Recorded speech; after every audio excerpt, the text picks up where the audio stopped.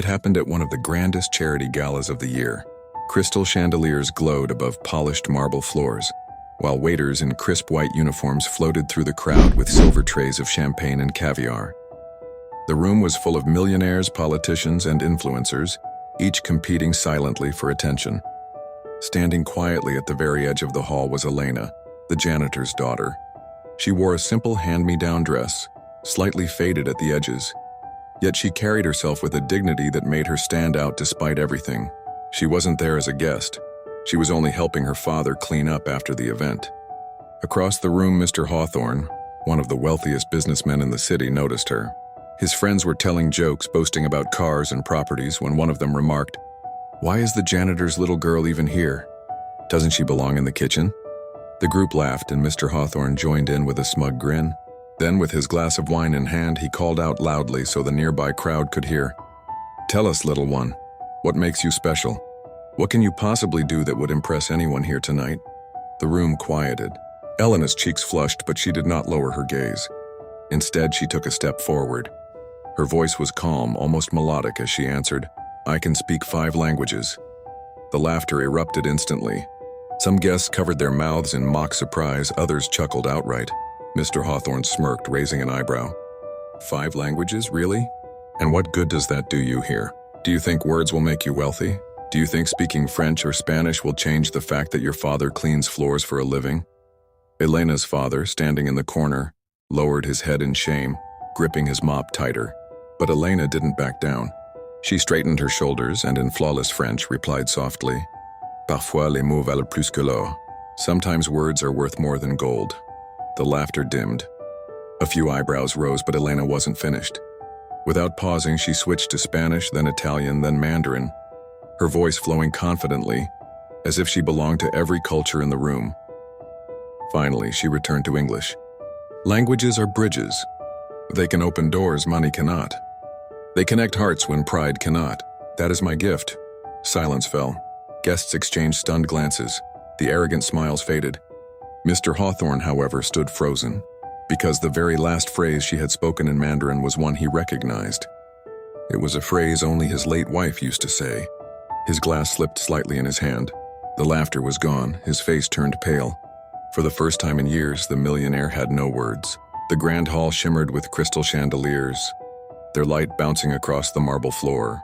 Guests in tailored suits and designer gowns mingled with champagne glasses in hand, laughter echoing off the high ceilings.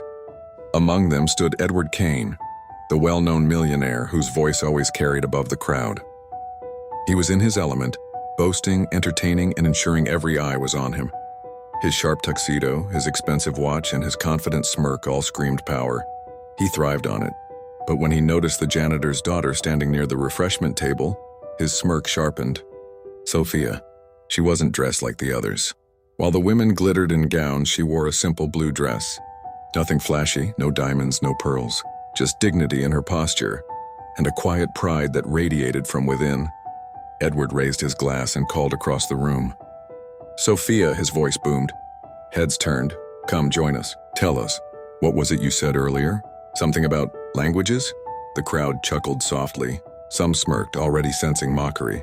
Sophia walked toward them, her steps steady. She didn't fidget, didn't falter. "Yes," she said, her voice clear. "I speak 5 languages." The laughter erupted. Polished shoes tapped against the marble as men shifted, amused. Women whispered behind jeweled hands. Edward leaned forward, savoring the moment. 5 languages, he repeated, feigning shock. "And what do you do with that, my dear? Sweep floors in Spanish? Empty trash bins in French?" The hall filled with laughter again. The words stung, but Sophia's expression didn't break. Her dark eyes stayed fixed on his. She took a breath, lifted her chin, and replied, "No, Mr. Kane. I speak to people, I connect with them. Languages are not tools for showing off. They're bridges, something money can't buy." The room grew quiet. Edward wasn't expecting her calm defiance. He forced a laugh, but his hand tightened around the glass. "Bridges, you say? And where exactly has that bridge taken you, little one? Your father cleans floors for a living. You stand here because of charity, not merit. Tell us, where's the future in that?" Sophia's lips curved in a small, steady smile. "Sometimes the future isn't measured by where you stand, but by how many you can lift up while standing there." The silence was heavier this time. A few guests shifted uncomfortably, as if her words had struck deeper than anyone expected. Edward cleared his throat, his smile fading. He wanted to laugh it off, to reduce her words to nothing. But when Sophia effortlessly switched to French, addressing one of the investors' wives in her native tongue, the woman's eyes widened in delight. Then she moved to German, greeting another guest warmly. Then Italian, then Mandarin. Each word rolled smoothly, confidently. The laughter that had mocked her minutes ago turned into whispers of awe. And Edward Kane, the man who had laughed the loudest, now stood frozen, his smirk fading into something else entirely. Something that looked a lot like fear. Isabella woke up earlier than usual the next morning. The echoes of last night's laughter, the subtle insult wrapped in a joke, and her father's proud yet dismissive smile kept replaying in her head. She had heard her father talk about wealth, business, and power all her life, yet never once had he valued knowledge or empathy the same way. As she sat at the dining table pushing her food around absent-mindedly, her father entered, still dressed sharply for the office. "You're quiet today," he noted. She looked up and, before she could stop herself, said, "Do you ever think money isn't everything?" He raised an eyebrow, half amused. "That depends on who's asking. And from what I see, money has solved most of our problems. Maybe not all," Isabella whispered, her thoughts drifting to the janitor's daughter's confident smile. Later that day at school, Isabella found herself waiting outside the library. Maria, the janitor's daughter, was already there, organizing her notes. Isabella hesitated. She wasn't sure how to start a conversation with someone so different from her world. Finally, she managed, "You said you speak 5 languages. That's impressive." Maria looked up, surprised but polite. "Thank you. My father always told me that knowledge can open doors money can't." The words hit Isabella like a stone skipping across water, leaving ripples in her chest. "Do you think you could teach me?" Isabella asked softly. Maria's eyes widened. She hadn't expected this. The millionaire's daughter asking her for help? But there was no mockery in Isabella's voice, only sincerity. Over the next week, the two girls began spending time together in the library. Maria taught Isabella simple words in Spanish and French, correcting her patiently, while Isabella brought snacks from home and occasionally slipped in awkward jokes to break the tension. But not everyone approved. Whispers spread quickly through the school halls. "Why is she hanging out with the janitor's kid? She must be doing it for pity. She'll get bored soon." The gossip reached Isabella's father at a charity event when another wealthy parent mentioned it casually.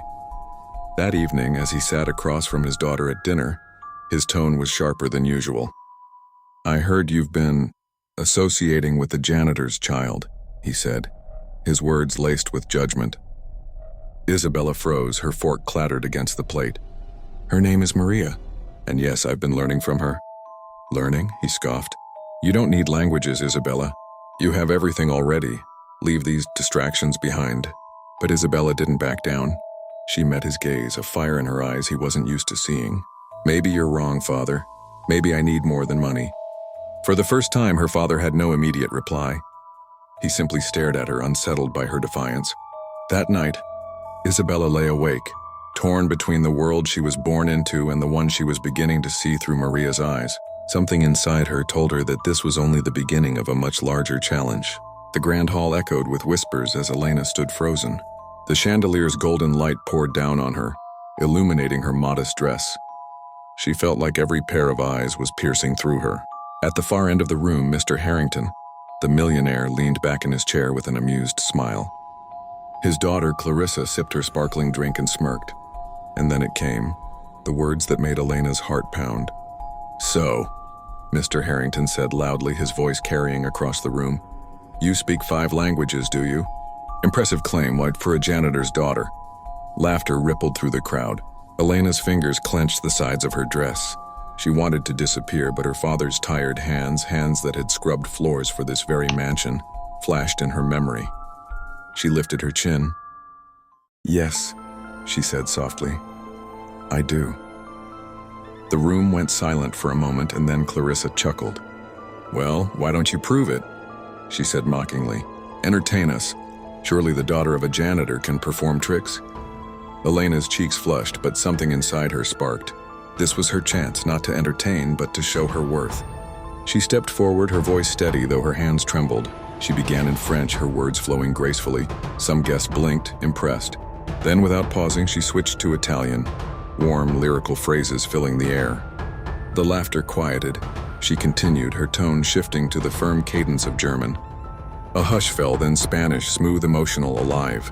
Finally, she spoke in Mandarin, her pronunciation crisp, her confidence growing with every syllable. The hall was silent. Even the clinking of glasses had stopped. Mr. Harrington's smirk faded into something else, curiosity, maybe even respect. Clarissa, however, rolled her eyes and scoffed. Parlor tricks, she muttered. Languages are easy. They don't mean anything if you don't belong here. Elena's heart sank for a moment, but then she noticed something. Among the guests, a woman wiped her eyes. A man leaned forward, whispering, "She's remarkable." The tide was shifting. Mr. Harrington tapped his glass and cleared his throat. "Interesting," he said. "But let's be clear, this is not a talent show. Why should someone like you think you could belong in this world? Knowledge doesn't erase where you come from." The word stung. Elena swallowed hard, but instead of retreating, she stood taller. "Because where I come from is not shameful," she said, her voice shaking but strong. "It's the reason I work hard. It's the reason I can stand here. My father may clean floors, but he taught me dignity, and dignity speaks louder than money ever can." The room gasped softly. For a moment, even Clarissa's smile faltered. Mr. Harrington studied her, his eyes narrowing, not in scorn, but in thought. Something about this girl was unsettling the walls he had built around his pride. And for the first time that evening, Elena felt that she had not embarrassed herself, but planted a seed. After that night, Elena could not sleep properly. The millionaire's mocking laughter kept echoing in her ears. But strangely, so did the silence that followed when she had told him about the 5 languages. Silence, not dismissal. It was as if something had touched him for a moment before he locked it away again. The next morning, when she arrived at the mansion with her father, she noticed the atmosphere was different. Staff were whispering, running around nervously, and even her father looked more tense than usual. "Elena," her father whispered, "just keep quiet today. Something's happening, don't get involved." But Elena was curious. She wanted to understand why a man so rich with everything money could buy seemed so empty inside. Later in the afternoon, the millionaire appeared in the grand hall, dressed sharply but with eyes that carried shadows. He held a piece of paper in his hand, and his voice was unusually calm as he spoke. "I need someone who can help me, discreetly." His gaze swept across the staff, pausing for the smallest moment on Elena. The butler stepped forward. "Sir, we have professionals for—" "Not professionals," the millionaire interrupted sharply. "Someone different." The silence was heavy. Then, to everyone's surprise, he called out, "The janitor's daughter. Step forward." Elena froze. Her father shook his head desperately, but she felt something in her heart urging her not to hide. Slowly, she stepped out of the line. The millionaire handed her the paper. "Read this," he said softly. It was written in French. Without hesitation, Elena began reading aloud, her voice clear, fluent, and filled with confidence. The millionaire's eyes widened for a brief second, but then he masked it with a neutral expression. "Now this." He handed her another note. This time it was in Russian. Again, she read it fluently, surprising everyone in the hall. Murmurs broke out among the staff. The millionaire finally leaned back in his chair. "Impressive, truly impressive." His voice carried something different now. Not mockery, but respect mixed with something harder to define. "Why me?" Elena asked carefully. The millionaire didn't answer directly. Instead, he gave a thin smile. "Because sometimes the world's greatest treasures don't come wrapped in gold. They hide in places no one bothers to look." Those words struck Elena deeply. She could sense there was more behind his request, something unspoken, and for the first time she wondered, what was this man hiding behind his wealth and arrogance? Her father was pale, torn between pride and fear. The staff were whispering about how extraordinary she was.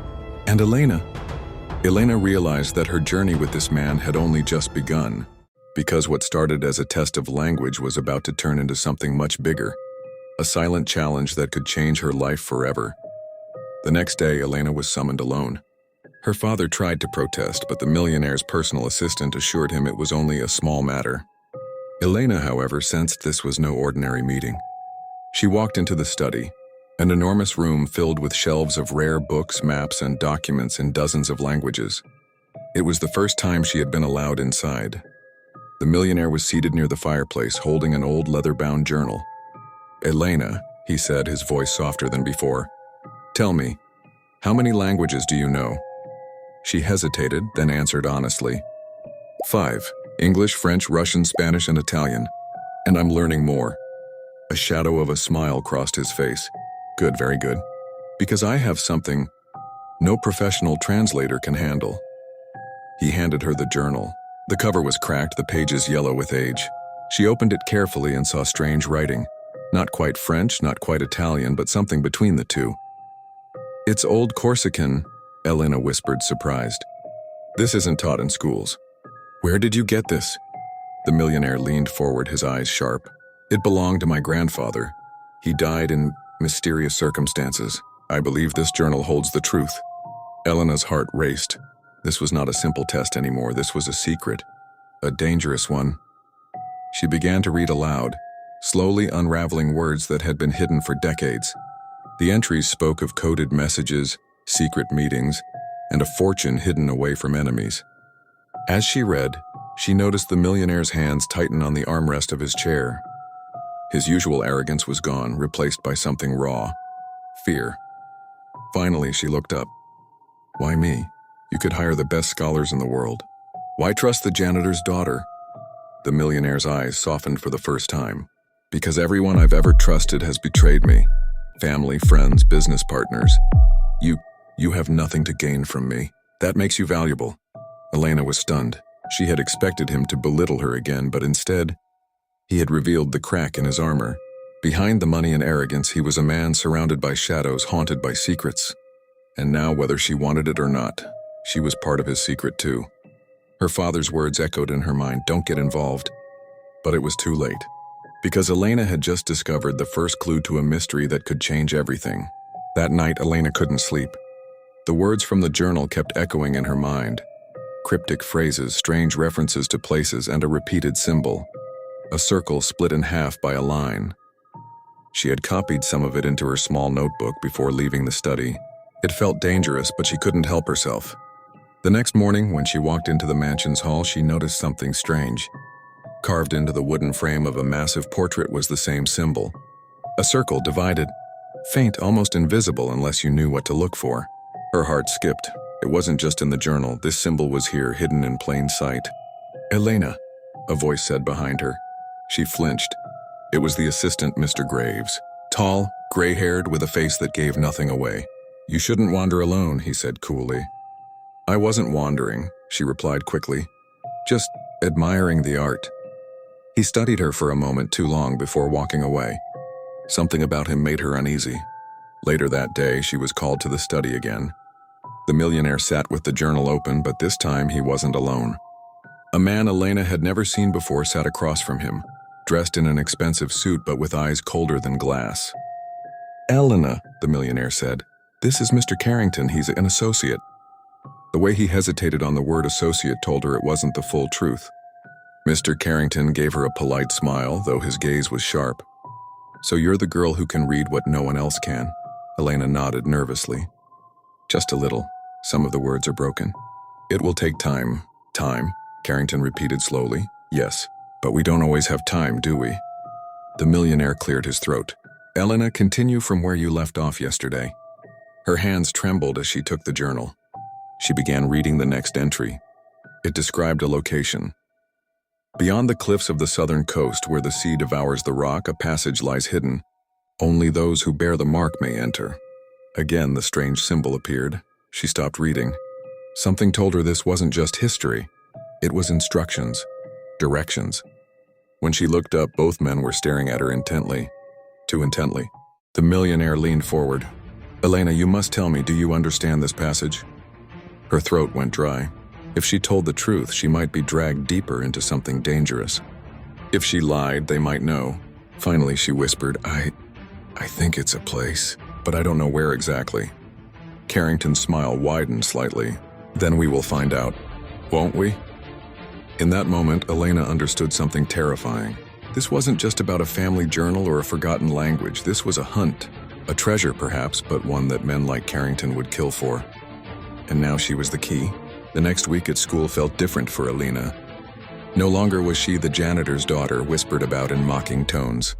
Now students looked at her with curiosity, some even with respect. But deep down, Alina knew this sudden change wasn't because people had suddenly learned to value her. It was because of that one moment with Mr. Harrington. Still, something inside her had shifted. She walked with her head a little higher, her voice a little steadier. She was finally beginning to believe that her knowledge and determination were worth something, regardless of where she came from. But life had another test waiting. His presence was intimidating, his eyes scanning everything like he owned the place. Alina immediately recognized him, Mr. Harrington's business associate, Mr. Lewis. He stopped when he saw Alina. "You," he said, his voice cold. "You're the girl from the other day, aren't you? The one who embarrassed everyone with her performance." Alina's father tensed, ready to defend her, but Alina stood calmly. "I didn't mean to embarrass anyone. I just spoke the truth. The truth. The truth is, people like you don't belong in our world. It was amusing to watch you play genius, but don't let it get to your head. You'll always be just a janitor's daughter." The words cut like glass, but Alina didn't flinch. "Maybe," she said softly, "but being a janitor's daughter taught me the value of hard work, and that will take me farther than arrogance ever could." Her father's eyes glistened with pride. For the first time, Alina was no longer just defending herself. She was defending him, too. Mr. Lewis gave a sharp laugh. "We'll see how long that attitude lasts. The world doesn't reward dreamers." Then he walked away, his expensive shoes clicking against the polished floor. That night, Alina couldn't sleep. His words replayed in her mind, tempting her to believe them. But instead of feeling broken, she felt fire ignite in her chest. If the world doesn't reward dreamers, she thought, then I'll prove them wrong. I'll build a world that does. The very next morning, she began researching opportunities, debate clubs, language competitions, scholarships. She practiced late into the night, repeating phrases in all 5 languages she knew, pushing herself harder than ever before. Mr. Harrington noticed. At a weekend family event, he pulled Alina aside. "You know, when you spoke the other day, you reminded me of myself when I was younger. Hungry, unstoppable. Don't let anyone dim that fire, Alina." She looked at him, unsure whether to trust his words. But his tone was sincere, different from the dismissive laughter he once gave. And then came the twist of fate. A prestigious international youth conference announced its annual competition. Participants would debate global issues in multiple languages, judged by world leaders and CEOs. The prize, a fully funded scholarship abroad. Alina stared at the announcement, her heart racing. This was it, the chance to step beyond every boundary others had placed on her. But she also knew Mr. Lewis would be there, and he would do everything in his power to see her fail. The dinner table was quiet that night. The air inside the mansion felt heavier than usual, as though it carried the weight of unspoken truths. Emily sat across from Mr. Grant, her posture straight, her hands folded neatly in her lap. He had been patient until now, but the tension was impossible to ignore. Finally, he broke the silence. "Emily," he said slowly, his voice calm but firm, "I need to understand what is happening. You've been spending an unusual amount of time with this janitor's daughter." Emily's heart clenched, but before she could answer, Lily raised her head, her eyes unwavering. She knew the truth couldn't stay hidden forever. "Mr. Grant," Lily said softly, "there's something I need to tell you." Her father's brow furrowed. "What could you possibly need to say?" Taking a deep breath, Lily continued, "I know you see me as just the janitor's daughter, but I have worked hard all my life, studying in secret, learning, pushing myself to rise beyond where I started. I can speak 5 languages fluently, and I've been tutoring younger students in my neighborhood for years. That's how Emily and I met. I've been helping her with her studies." Emily's father's eyes widened in disbelief. His daughter quickly interjected, "It's true, Dad. Lily has been helping me prepare for my entrance exams. If it weren't for her, I wouldn't have passed." A silence fell over the room, broken only by the ticking of the large grandfather clock in the corner. Mr. Grant leaned back in his chair, his fingers tapping against the polished wood of the table. 5 languages, he repeated slowly, as though trying to process it. "And you've kept this hidden all this time?" Lily nodded. "I never thought anyone would care to know. People see me and assume I have nothing to offer. But my mother always told me knowledge is something no one can take away, so I kept learning, Mr. Grant's expression softened, though only slightly. He studied her carefully as if trying to decide whether she was telling the truth. "Prove it," he finally said. "Show me." Without hesitation, Lily began. She spoke first in Spanish, then French, then German, her words fluid and confident. She switched to Mandarin, her tones precise, and finally to Italian, her voice carrying a quiet grace. Each word echoed in the dining room, leaving the family stunned. Emily's eyes shone with pride. "See, Dad? She's not who you think she is. She's brilliant." For the first time, Mr. Grant's rigid exterior cracked. His lips parted, but no words came. It was as though he saw Lily not as a janitor's daughter, but as someone extraordinary. Yet his pride held him back. Lily, noticing his silence, stood. "I don't expect your approval," she said firmly. "But I will no longer hide who I am. And I won't let Emily hide either." She turned to Emily, who nodded in agreement. Together, they faced the weight of Mr. Grant's expectations. For the first time, the millionaire wasn't the one in control. The revelation had shifted everything. The room felt different now, charged, alive.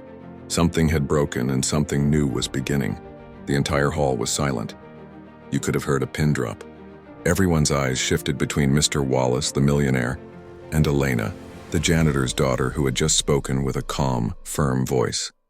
She wasn't pleading anymore, she wasn't asking for approval. She was simply telling the truth. "I don't want your sympathy," Elena continued, her hands steady though her heart raced. "I want a chance to prove myself. And if that means walking away from this competition, so be it. But I will not apologize for who I am or where I come from." For a long moment, Mr. Wallace just stared at her, his lips pressed together. Then unexpectedly, he began to clap. Slowly at first, then louder. The sound echoed through the hall. One by one, others followed. The applause grew into a standing ovation. Elena froze, her eyes widening. This wasn't pity applause, it was respect. Mr. Wallace finally spoke. His voice, usually cold and dismissive, now carried a weight of sincerity. "Do you know why I laughed when you introduced yourself?"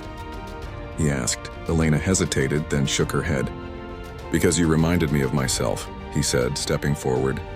"When I was young, I too was told that I didn't belong. That wealth defined intelligence, that connections defined worth. I let that laughter fuel me, but in the process, I forgot what truly mattered." The hall grew quieter, every person hanging on his words. "I built empires," Mr. Wallace continued, "but I lost touch with the humanity behind them. Tonight, you reminded me of that. Not with money, not with status, but with your courage." Elena's throat tightened. She didn't expect this, not from him. Then he did something that shocked everyone. He extended his hand to her. "Elena, would you consider working with me? Not as charity, not as a favor, but as a partner. I want to build something bigger than wealth, something that carries the spirit of your determination." The crowd gasped. The millionaire, who was feared and admired by all, was offering partnership to a janitor's daughter. Elena's mother, standing in the back with tears streaming down her face, clasped her hands together, whispering, "Oh God, thank you." Elena looked at Mr. Wallace's hand, then at the crowd, then back at him. Her voice cracked but held firm. "I will work with you, but only if you promise to treat everyone, no matter their background, with the same respect you've shown me tonight." The hall roared with approval. Mr. Wallace smiled faintly, the first genuine smile anyone had seen from him in years. "Then it's a deal." That night, something extraordinary happened.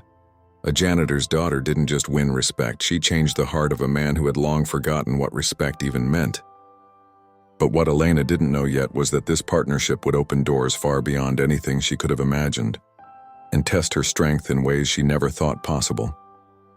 The boardroom fell into silence. Mr. Grant's eyes, usually sharp and calculating, now softened as he looked at Sophia. She wasn't just answering a business problem, she was giving him a glimpse into the kind of leader she could become. "Remarkable," he whispered under his breath, almost as if speaking to himself. Sophia took a deep breath, realizing the weight of the moment.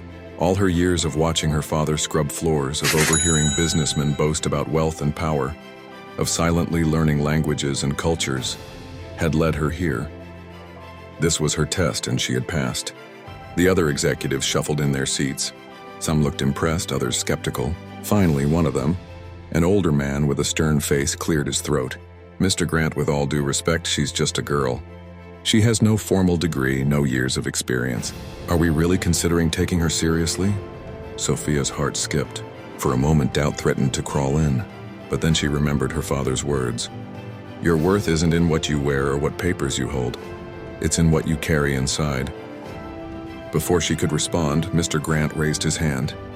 Enough, he said firmly. His voice carried authority, leaving no room for argument. Do you know what I see in her? Hunger, not vision, and a perspective none of you have. Experience is valuable, yes, but wisdom is priceless. Sophia blinked, hardly believing what she was hearing. Mr. Grant turned toward her. Tell me, Sophia, if you were in my shoes, what would you do with a girl like you? The question stunned her. She smiled softly and replied, I would give her a chance, not because she's perfect, but because she's willing to learn and willing to fight for something greater than herself. The room went still.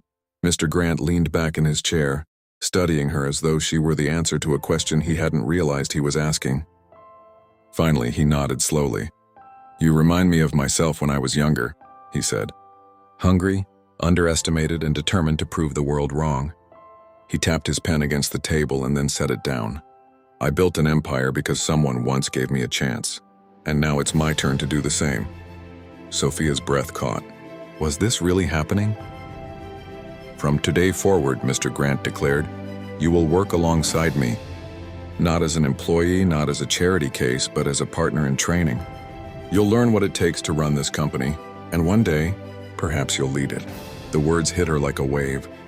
A janitor's daughter, offered the chance of a lifetime. Tears welled in Sophia's eyes, but she stood tall. Thank you, Mr. Grant, I won't let you down. He gave a rare smile. I know you won't. In that moment, Sophia realized that her journey wasn't just about proving herself. It was about changing the story, her father's, hers, and maybe even the Millionaire's. The boardroom erupted in quiet murmurs, but Sophia no longer felt small. She felt unstoppable. The gala ended, but its echo lingered in every corner of the city. Headlines praised Mia not for her background, but for her brilliance. The janitor's daughter who spoke 5 languages and spoke straight to our hearts, one article read. The world finally saw what her father had always seen. Her worth, her light, her power. That night, back at their small home, Mia placed the award she had received on the kitchen table. Her father looked at it, then at her, his eyes wet. You've given me the greatest honor, he whispered. No, Dad, Mia said, holding his calloused hand. You gave me everything. Every mop you pushed, every late night, every sacrifice, you built this moment. For the first time in years, he allowed himself to weep freely. Not from exhaustion, not from struggle, but from pure pride. The millionaire, Mr. Crawford, who once laughed at Mia's words, called the next day. His voice carried no arrogance now, only humility. Mia, he said quietly, I want to apologize. I judged you before I even knew you. That was wrong. Mia was silent, letting the weight of his words settle. He continued, If you'd allow me, I'd like to sponsor your future projects. Not because you need my money, but because I need to be part of what you're building. The world does. Mia agreed, not for herself, but because she knew it would open doors for others like her, children of janitors, waitresses, and bus drivers who deserve to dream without limits.